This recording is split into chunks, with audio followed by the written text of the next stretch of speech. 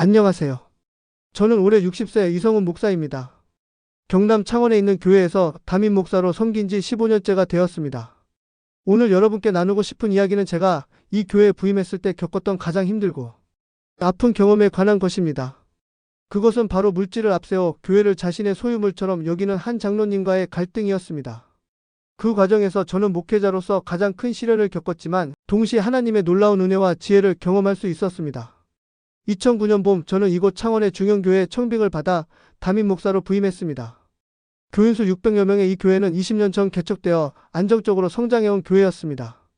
이전 담임 목사님께서는 건강상의 이유로 은퇴하셨고 청빙 과정에서 저는 교회의 새로운 비전을 품고 지원했습니다.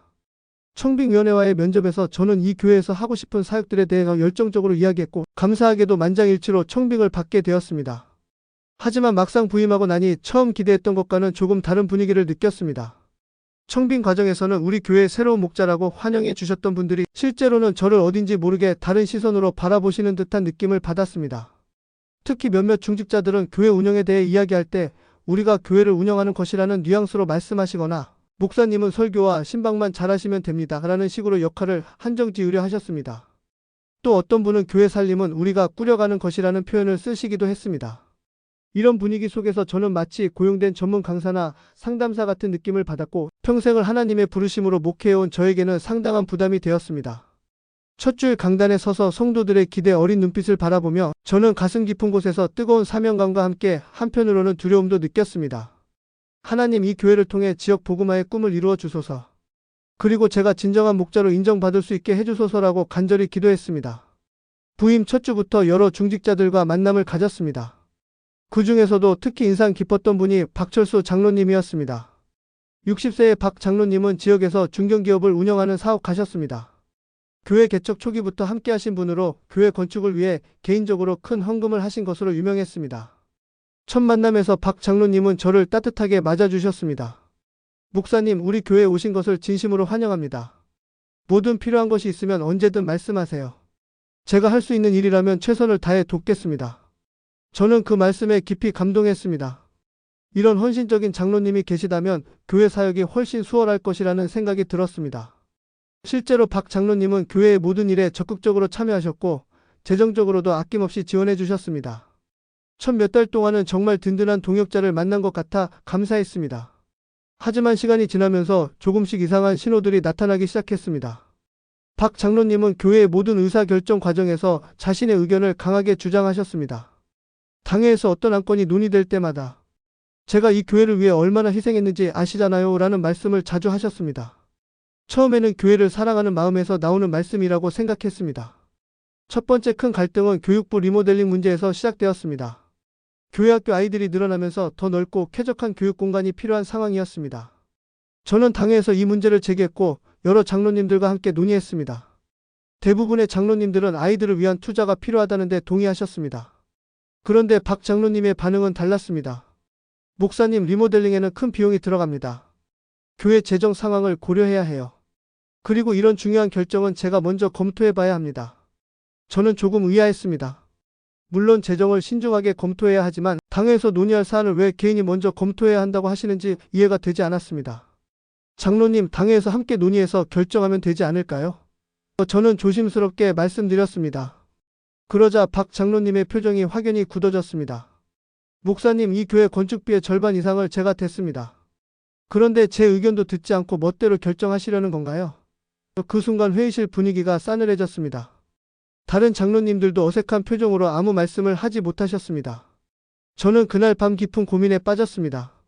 물론 박 장로님께서 교회를 위해 많은 헌금을 하신 것은 감사한 일이었습니다. 하지만 그것이 교회의 모든 결정에 우선권을 갖는 이유가 될 수는 없었습니다. 교회는 하나님의 것이지 개인의 소유물이 아니기 때문입니다. 저는 무릎을 꿇고 기도했습니다. 하나님, 어떻게 해야 할까요? 장로님의 마음도 이해가 되지만 교회는 주님의 것입니다. 지혜를 주십시오. 다음 주 박 장로님을 개별적으로 만나 이야기를 나눴습니다. 장로님, 그동안 교회를 위해 헌신해 주신 것 너무 감사드립니다. 하지만 교회의 모든 결정은 기도하며 당회에서 함께 논의해서 결정하는 것이 맞다고 생각합니다. 저는 최대한 부드럽고 존중하는 어조로 말씀드렸습니다. 박 장로님은 잠시 침묵하시더니 말씀하셨습니다.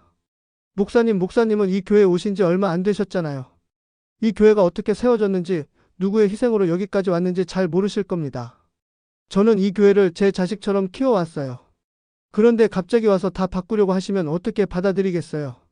저는 그 말씀을 들으며 깊은 딜레마에 빠졌습니다. 박 장로님의 심정도 이해가 되었습니다. 오랫동안 정성을 들여 교회를 섬겨오신 분의 마음을 무시할 수는 없었습니다. 하지만 동시에 교회의 건전한 의사결정 구조를 지켜야 한다는 목회자로서의 책임감도 무거웠습니다. 장로님의 헌신과 사랑을 결코 무시하는 것이 아닙니다. 다만 교회의 모든 결정이 하나님의 뜻 안에서 이루어지기를 바라는 마음입니다. 저는 진심을 담아 말씀드렸습니다. 박 장로님은 더 이상 말씀하지 않으셨지만 표정으로 보아 제 말에 동의하지 않으신다는 것을 알 수 있었습니다. 그 이후로 교회 분위기가 조금씩 변하기 시작했습니다. 박 장로님은 예배에는 빠지지 않고 참석하셨지만 예전처럼 적극적으로 교회 일에 참여하지 않으셨습니다. 당회에서도 필요한 말씀만 하시고 교제 시간에는 일찍 자리를 뜨시곤 했습니다. 다른 장로님들도 이런 분위기를 감지하셨는지 회의 때마다 어색한 긴장감이 흘렸습니다. 더 큰 문제는 박 장로님의 영향력이 교회 전체로 확산되기 시작한 것이었습니다. 박 장로님과 가까운 몇몇 성도들이 저에 대해 불만을 표시하기 시작했습니다. 새로운 목사님이 너무 성급하게 변화를 추진하시는 것 아닌가? 또 박 장로님 같은 분의 의견을 더 존중해야 하는 것 아닌가? 이런 이야기들이 교회 내에서 조용히 돌기 시작했습니다. 저는 이런 상황이 매우 위험하다는 것을 느꼈습니다. 교회 내에 분열의 조짐이 보이기 시작한 것입니다. 어떤 성도들은 저를 지지하고 어떤 성도들은 박 장로님을 지지하는 양상으로 나뉘어가고 있었습니다. 이것은 제가 가장 원하지 않는 상황이었습니다. 결정적인 사건은 2010년 초에 일어났습니다. 교회에서 선교관 건축을 추진하게 되었습니다. 이는 이전부터 계획되어 있던 사업으로 지역 선교와 문화사역을 위한 공간이 필요했기 때문입니다. 건축위원회가 구성되었고 박 장로님도 당연히 위원으로 참여하셨습니다. 첫 번째 건축위원회 모임에서 박 장로님은 폭탄 선언을 하셨습니다. 이번 선교관 건축비의 70%를 제가 헌금하겠습니다. 대신 건축 전반에 대한 최종 결정권은 제가 갖겠습니다. 회의실이 순간 정적에 휩싸였습니다. 70%라는 것은 약 7억 원에 해당하는 거액이었습니다.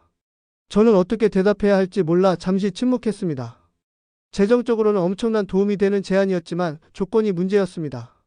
건축에 대한 최종 결정권을 한 개인이 갖는다는 것은 교회의 민주적 의사결정 구조를 완전히 무너뜨리는 것이었습니다.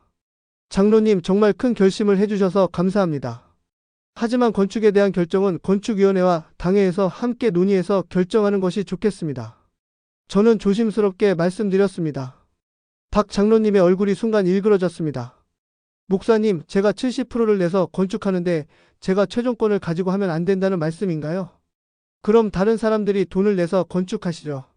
그리고는 자리에서 일어나 나가버리셨습니다. 남은 위원들은 모두 당황한 표정으로 저를 바라봤습니다. 그날 밤 저는 잠을 이룰 수 없었습니다. 7억 원이라는 거액을 내는 분에게 주도권을 주는 것이 과연 옳은 결정일까? 하지만 돈 때문에 교회의 원칙을 굽힐 수는 없다는 생각도 들었습니다. 저는 밤새 기도했습니다. 하나님, 정말 어려운 상황입니다. 주님의 뜻이 무엇인지 분명히 보여주소서. 9주 주일 설교에서 저는 교회의 주인이 누구인가? 라는 제목으로 말씀을 전했습니다. 고린도전서 3장 16절 너희는 너희가 하나님의 성전인 것과 하나님의 성령이 너희 안에 계시는 것을 알지 못하느냐는 말씀을 통해 교회의 진정한 주인은 하나님이시라는 메시지를 전했습니다. 설교 중간에 제 목소리가 떨렸습니다. 사랑하는 성도 여러분, 우리 모두는 하나님의 청지기일 뿐입니다. 하나님께서는 우리 각자에게 다른 달란트와 물질을 맡겨주셨지만 그것이 우리를 특별하게 만드는 것은 아닙니다. 오히려 더 큰 책임을 지게 하시는 것입니다. 설교를 마치고 내려오는 길에 여러 성도들이 저에게 다가와 격려해 주셨습니다. 목사님, 오늘 말씀 정말 은혜가 되었습니다. 우리 모두 하나님의 청지기라는 말씀이 마음에 깊이 새겨집니다. 하지만 박 장로님은 예배가 끝나자마자 먼저 나가셨고 저와 눈도 마주치지 않으셨습니다. 그 이후로 상황은 더욱 악화되었습니다. 박 장로님은 선교관 건축 헌금을 철회하셨고 건축위원회에서도 탈퇴하셨습니다. 더 심각한 것은 박 장로님과 가까운 몇 가정이 노골적으로 갈등의 내용들을 퍼뜨리기 시작한 것이었습니다. 재정적으로도 큰 타격이었지만 교회 공동체가 분열되는 것이 더 큰 아픔이었습니다. 어느 날 저녁 박 장로님의 부인인 권사님이 저를 찾아오셨습니다. 권사님의 얼굴에는 깊은 근심이 서려 있었습니다. 목사님, 정말 죄송합니다. 저희 남편이 너무 고집을 부리고 있는 것 같아요. 사실 집에서도 이 문제 때문에 많이 다퉜어요. 권사님의 눈에는 눈물이 맺혀 있었습니다. 저희 남편이 교회를 정말 사랑해요. 그런데 그 사랑이 때로는 독점욕으로 변하는 것 같아요. 자기가 아니면 교회를 제대로 돌볼 수 없다고 생각하시는 것 같습니다. 권사님의 말씀을 들으며 저는 박 장로님의 마음을 조금 더 이해할 수 있었습니다. 잘못된 사랑이지만 그래도 교회를 사랑하는 마음에서 나온 것이었습니다. 권사님, 장로님의 마음을 이해합니다. 하지만 진정한 사랑은 때로는 놓아주는 것이기도 해요. 교회를 하나님께 온전히 맡기고 한 성도로서 겸손하게 섬기는 것이 진짜 사랑일 수 있어요. 저는 권사님께 조심스럽게 말씀드렸습니다. 그 대화 이후로 저는 박 장로님을 위해 더욱 간절히 기도하기 시작했습니다. 그분을 대적하거나 멀어지게 하려는 것이 아니라 하나님께서 그분의 마음을 변화시켜 주시기를 구했습니다. 매일 새벽 기도 시간에 박 장로님을 위한 중보 기도를 드렸습니다. 하나님, 박 장로님의 마음을 만져주소서. 교회를 사랑하는 그 마음이 올바른 방향으로 향하게 해주소서. 2010년 여름 뜻밖의 일이 일어났습니다. 박 장로님께서 갑자기 병원에 입원하게 되신 것입니다. 큰 수술을 받으셔야 하는 상황이었습니다. 저는 즉시 병원으로 달려갔습니다. 그동안의 갈등에도 불구하고 박 장로님은 여전히 제가 돌봐야 할 양떼 중 한 분이셨습니다. 병실에서 만난 박 장로님은 평소와는 전혀 다른 모습이셨습니다. 기력이 많이 쇠하신 상태였고 얼굴에는 두려움이 어려 있었습니다. 목사님, 와주셔서 고맙습니다. 박 장로님의 목소리는 가늘고 떨렸습니다. 저는 박 장로님의 손을 잡고 기도했습니다.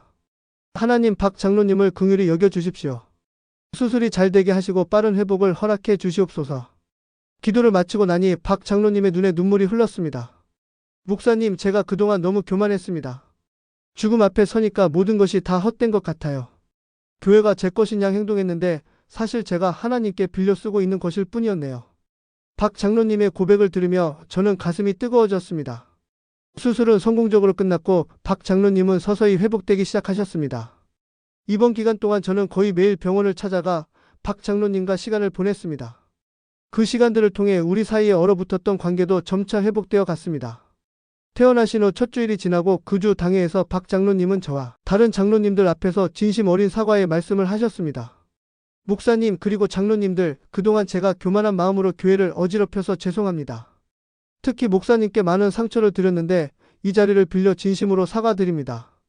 앞으로는 한 성도로서 겸손하게 섬기겠습니다. 당회실이 숙연해졌고 여러 장로님들의 눈에도 눈물이 맺혔습니다. 그날 이후 박 장로님은 완전히 다른 사람이 되셨습니다. 예전처럼 교회 일에 적극적으로 참여하시되 이제는 한 성도로서 겸손하게 섬기는 모습을 보여주셨습니다. 당회에서도 자신의 의견을 강요하지 않으시고 다른 장로님들의 의견을 존중하며 함께 논의하는 자세를 보이셨습니다. 성교관 건축도 다시 추진되었습니다. 이번에는 모든 성도들이 함께 참여하는 방식으로 진행되었습니다. 박 장로님도 다른 성도들과 똑같이 헌금하셨고 건축위원회의 한 구성원으로서 참여하셨습니다. 건축 과정에서 의견이 다를 때도 있었지만 이제는 서로 존중하며 대화로 해결해 나갔습니다. 2011년 가을 성교관이 완공되었습니다. 헌당 예배를 드리는 날 박 장로님이 대표로 감사 인사를 하셨습니다. 이 성교관이 세워지기까지 많은 분들의 희생과 헌신이 있었습니다. 특히 어려운 상황에서도 포기하지 않고 하나님의 뜻을 구하며 인도해 주신 목사님께 감사드립니다. 그리고 교만한 저를 끝까지 포기하지 않고 사랑으로 품어주신 모든 성도님들께도 감사드립니다. 그 순간 저는 깊은 감격을 느꼈습니다. 몇 년 전만 해도 교회를 어지럽히던 갈등이 이제는 모든 성도들이 하나 되는 아름다운 간증이 되었습니다. 하나님께서는 정말 모든 것을 합력하여 선을 이루신다는 것을 실감했습니다. 그 이후로 박 장로님과 저는 진정한 동역자가 되었습니다. 박 장로님은 사업 경험을 살려 교회의 건전한 재정관리에 큰 도움을 주셨고 저는 목회적 관점에서 교회의 방향을 제시했습니다. 무엇보다 중요한 것은 모든 결정을 기도로 시작해서 성령님의 인도하심을 구한다는 것이었습니다. 2019년에는 박 장로님께서 원로 장로로 추대되셨습니다. 추대식에서 박 장로님이 하신 말씀이 지금도 기억에 생생합니다. 제가 이 자리에 서기까지 하나님께서 많은 연단을 허락하셨습니다. 특히 목사님을 통해 진정한 겸손이 무엇인지 배울 수 있었습니다. 앞으로도 한 성도로서 겸손하게 교회를 섬기겠습니다. 현재 저희 교회는 그 어느 때보다 건강하고 활기찬 모습을 보이고 있습니다. 박 장로님과의 갈등을 통해 교회 내에서 물질과 권력의 문제를 깔끔하게 정리할 수 있었고 모든 성도들이 하나님 앞에서 평등하다는 의식이 자리 잡게 되었습니다. 특히 인상 깊은 변화는 헌금 문화에서 나타났습니다. 예전에는 큰 헌금을 한 사람들이 자연스럽게 더 큰 발언권을 갖는 분위기였다면 이제는 헌금의 액수와 상관없이 모든 성도들의 의견이 동등하게 존중받는 문화가 정착되었습니다. 새로 오시는 성도들도 이런 분위기를 느끼시고 편안해 하십니다. 2020년에는 교회 창립 30주년을 맞이하여 대대적인 기념행사를 가졌습니다. 그때 원로 장로이신 박 장로님께서 간증을 하시는 시간이 있었는데 그 내용이 정말 감동적이었습니다. 제가 이 교회에서 가장 큰 은혜를 받은 것은 물질적인 축복이 아니라 겸손을 배운 것입니다. 교만한 제 마음을 꺾으시고 진정한 그리스도인으로 빚어가신 하나님께 감사드립니다.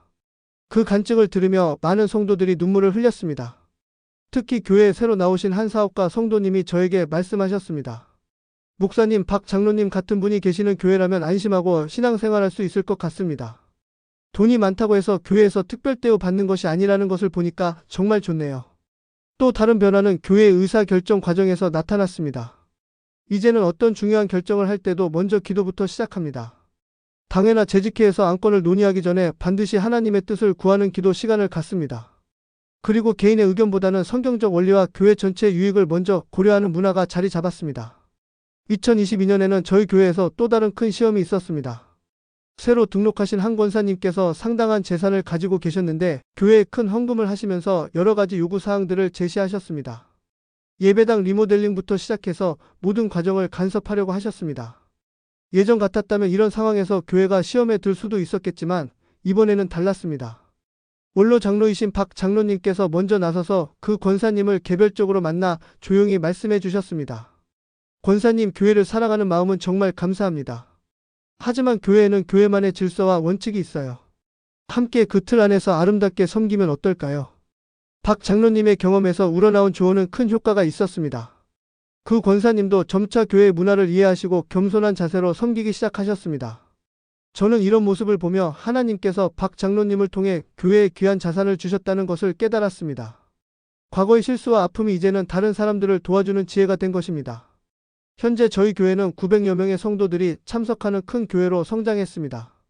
하지만 규모가 커져도 초심을 잃지 않기 위해 노력하고 있습니다. 신입 중직자 교육을 할 때마다 원로 장로이신 박 장로님과 제가 함께 간증하는 시간을 갖습니다. 돈과 권력의 유혹에 넘어가지 않고 오직 하나님만을 주인으로 모시는 교회가 되어야 한다는 메시지를 전합니다. 저는 이런 모습들을 보며 하나님께서 정말로 모든 것을 합력하여 선을 이루신다는 것을 확신하게 되었습니다. 이전에 그 아픈 갈등이 이제는 많은 사람들에게 도움이 되는 아름다운 간증이 되었습니다. 마지막으로 이 간증을 듣고 계신 모든 목회자들과 성도들에게 말씀드리고 싶습니다. 교회에서 물질과 관련된 갈등이 일어날 때 그것을 단순히 인간관계의 문제로만 보지 마십시오. 하나님께서 교회를 더욱 건강하게 만들어 가시는 과정일 수 있습니다. 물질은 하나님께서 주신 축복이지만 동시에 큰 시험이기도 합니다. 많이 가진 사람일수록 더욱 겸손해야 하고 모든 것이 하나님의 것임을 인정해야 합니다. 교회에서는 돈이 많고 적음으로 사람을 판단하지 말고 오직 신앙의 성숙도와 섬김의 자세로 평가해야 합니다. 목회자들에게는 특히 이런 말씀을 드리고 싶습니다. 아무리 큰 헌금이라도 그것이 교회의 건전한 질서를 해치는 조건부라면 단호히 거절하십시오. 그 순간은 어려울 수 있지만 결국에는 교회가 더욱 건강해지는 길입니다. 그리고 갈등하는 성도를 미워하지 말고 끝까지 사랑으로 품으십시오. 하나님께서 반드시 변화의 역사를 일으키실 것입니다. 성도들에게는 이런 말씀을 드리고 싶습니다. 헌금을 하나님께 드리는 것이지 목회자나 교회에게 투자하는 것이 아닙니다. 따라서 헌금했다고 해서 그에 상응하는 대우를 요구해서는 안 됩니다. 오히려 더 많이 헌금할수록 더욱 겸손하게 섬기는 자세를 가져야 합니다. 지금 이 순간에도 어디선가 이와 비슷한 갈등으로 고민하고 있을 교회들을 위해 기도합니다. 하나님께서 지혜를 주시고 갈등을 통해 더욱 성숙한 공동체로 성장하게 하시기를 간절히 소망합니다. 우리 모두가 하나님의 나라를 위해 함께 달려가는 동역자들이라는 것을 기억하며 서로 사랑하고 격려하는 아름다운 교회들이 되기를 기도합니다.